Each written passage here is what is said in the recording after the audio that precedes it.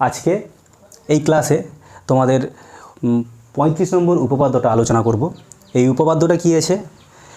এই উপপাদ্যটা আছে যে কোনো একটি বৃত্ত, ওই বৃত্তের একই বৃত্তচাপের উপর যতগুলা বৃত্তস্থ কোণ তুমি দেখতে পাবে, প্রত্যেকটি বৃত্তস্থ কোণের মান কী হবে? সমান। তো এই উপপাদ্যটা আমাকে প্রমাণ করতে হবে।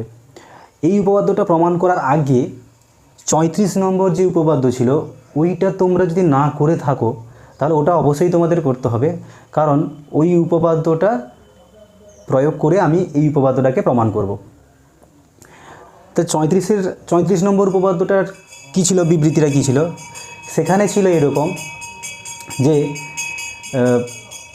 একটা বৃত্তের কেন্দ্রস্থ কোণ, ওই ভিডিওতে আমি কেন্দ্রস্থ কোণ আর বৃত্তস্থ কোণ সম্বন্ধে একদম ডিটেলসে আলোচনা করেছি। তো কী ছিল সেখানে? যে বৃত্তস্থ কোণ কেন্দ্রস্থ কোণের দ্বিগুণ হয়। তো কথার অর্থ কি? সরি, আমি ভুল বললাম মনে হয়। ওটা হবে কেন্দ্রস্থ কোণ সমান 2 গুণিতক বৃত্তস্থ কোণ। ঠিক আছে? কথার অর্থ হচ্ছে কেন্দ্রস্থ কোণ যদি 60 ডিগ্রি হয়, তাহলে বৃত্তস্থ কোণ কত হবে? অবশ্যই তার হাফ হবে, মানে 30 ডিগ্রি। ঠিক আছে? তো সেই উপপাদ্যটার যে বিবৃতিটা, সেই বিবৃতিটা এখানে কাজে লাগাবো না, এখানে অ্যাপ্লাই করে এই উপপাদ্যটা প্রমাণ করব। আগে দেখে নেওয়া যাক উপপাদ্যটার বিবৃতি কীরকম আছে। একটা বৃত্ত,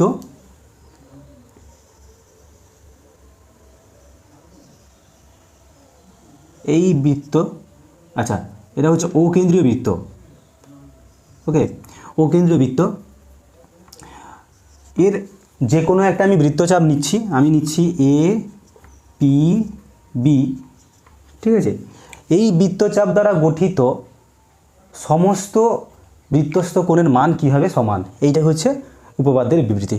অর্থাৎ তুমি এই বৃত্তচাপের সামনে কতগুলা বৃত্তস্থ কোণ তুমি আঁকতে পারবে?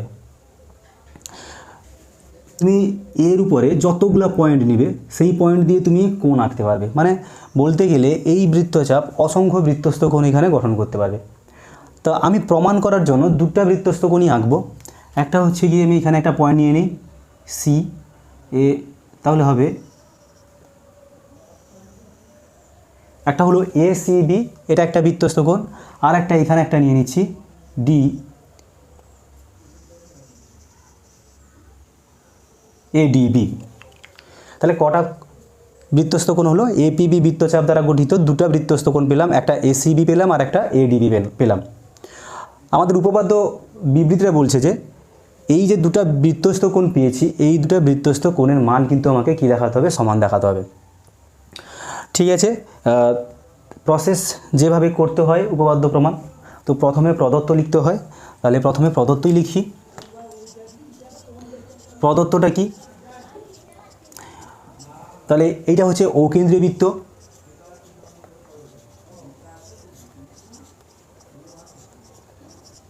অকেন্দ্রীয় বৃত্ত। এবার এর কোন বৃত্তচাপ? এপিবি বৃত্তচাপ। এপিবি বৃত্তচাপ দ্বারা গঠিত দুটি বৃত্তস্থ কোণ। কোন কোন দুটি বৃত্তস্থ কোণ তোমরা বলো? একটা হচ্ছে গিয়ে কোণ এসিবি এবং আর একটা এডিবি। ঠিক আছে? নেক্সট স্টেপ কি প্রমাণ করতে হবে আমাকে? তাহলে প্রমাণ করতে হবে যে এই দুটো কোণের মান কী হবে? সমান। তাহলে প্রমাণ করতে হবে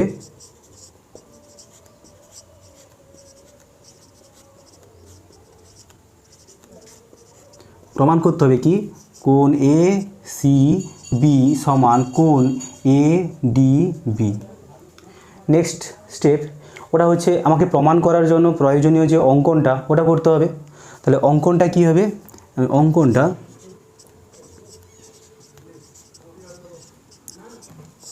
কি করব? আমি এই যে কেন্দ্র, বৃত্তের কেন্দ্র ও এ আর ও বি, এই দুটো যোগ করব। তাহলে ও এ আর ও বি যোগ করো। ও এ আর ও বি, ও এ এবং ও বি যোগ করলাম। তাহলে ও এ এবং ও বি যোগ করলাম।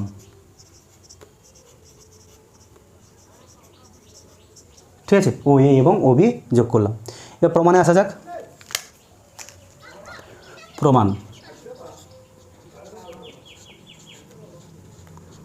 প্রমাণে কি হবে, আমি কি বলছি, এই প্রমাণ করার জন্য আগে বলেছি আমি 34-এর উপপাদ্যটা যেটা ওইটাই অ্যাপ্লাই করব এখানে। তো প্রথমে দেখো, এই বৃত্তচাপের ক্ষেত্রে এপিবি বৃত্তচাপ, তো এই বৃত্তচাপের ক্ষেত্রে বৃত্তস্থ কোণ কোনটা? এসিবি বৃত্তস্থ কোণ। তো একইভাবে আমি তো বলতে পারি এই বৃত্তচাপের ক্ষেত্রে এ ও বি এটা কী কোণ হবে? কেন্দ্রস্থ কোণ হবে, তাই তো? এই বৃত্তচাপের উপর অবস্থিত এ ও বি এটা কেন্দ্রস্থ কোণ। তাহলে এই বৃত্তচাপের উপরে এসিবি এটা হচ্ছে কি বৃত্তস্থ কোণ। তাহলে আমি কি লিখব? এপিবি বৃত্তচাপ দ্বারা গঠিত, বৃত্তচাপ আর লিখব না, এরকম চিহ্নটা দেব, দ্বারা গঠিত কোণ এ ও বি কী কোণ? কেন্দ্রস্থ কোণ। আর কোণ এ সি বি বৃত্তস্থ কোণ। তাহলে 34 উপপাদ্য কী জানি? 34 উপপাদ্য কী জানি? 34 উপপাদ্য থেকে বৃত্তস্থ কোণ মানে কেন্দ্রস্থ কোণ ইকুয়ালস টু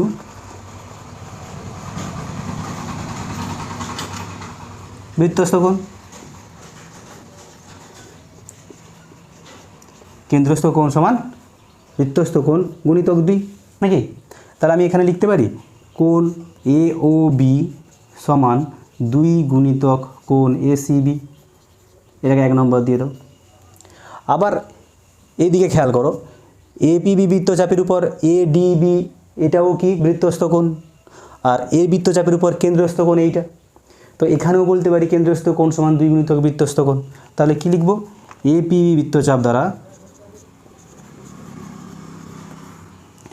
গঠিত কোণ এডিবি সমান বৃত্তস্থ কোণ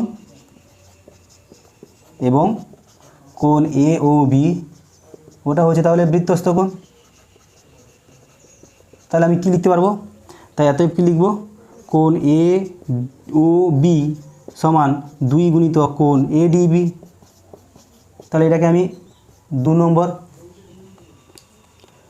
দিলাম। এবার কি করব? 1 নম্বর আর 2 নম্বরকে সমান করে দেবো, যেহেতু কি বা তুলনা করব। এখানে দেখো কোণ এ ও বির মান কত? 2 ইন্টু কোণ এসিবি। এখানে কোণ এডিবির মান কত? 2 ইন্টু কোণ, সরি এটা কোণ ও এ ও বি, সরি মানে এখানে কোণ এ ও বির মান হচ্ছে 2 ইন্টু কোণ এসিবি, এখানে কোণ এ ও বির মান হচ্ছে 2 ইন্টু কোণ এডিবি। তাহলে আমি লিখতে পারি তো এই কোণটা সমান এই কোণটা, কারণ এই কোণটাও তো কোণ এ ও বির সঙ্গে সমান আর এই কোণটাও কোণ এ ও বির সঙ্গে সমান। তাহলে এতএব আমি লিখব কি 1 নম্বর ও 2 নম্বর থেকে পাই, 1 নম্বর ও 2 নম্বর থেকে পাই, 1 নম্বর ও 2 নম্বর থেকে পাই, কী পাবো? কোণ 2 গুণিতক কোণ এ সি বি সমান 2 গুণিতক কোণ এ ডিবি। তাহলে এতএব 2 2 কেটে দাও, তাহলে এতএব কত হবে? কোণ এ সি বি সমান কোণ এ ডিবি। তাহলে প্রমাণিত হলো। ঠিক আছে, প্রমাণিত হলো। তাহলে এই উপপাদ্যটার অর্থটা হচ্ছে এইটা। তাহলে এই কোণটা যদি 40 ডিগ্রি হয় তাহলে এই কোণটা অবশ্যই কী হবে? 40 ডিগ্রি। ঠিক আছে, মানে একই বৃত্তচাপের উপর অবস্থিত তুমি যতগুলা বৃত্তস্থ কোণ থাকবে প্রত্যেকের কোণ কিন্তু মানে প্রত্যেকের মান কিন্তু সমান হবে। তো তাই বলে কিন্তু এই কোণটা, এই যে এপিবি এটাও বৃত্তস্থ কোণ, এটাও বৃত্তস্থ কোণ, কিন্তু এর মান সমান হবে না, কারণ এই যে কোণটা, এই বৃত্তস্থ কোণটা এই বৃত্তচাপ দ্বারা গঠিত। ঠিক আছে, আলাদা বৃত্তচাপ, এই জন্য এর মান কিন্তু 40 ডিগ্রি হবে না।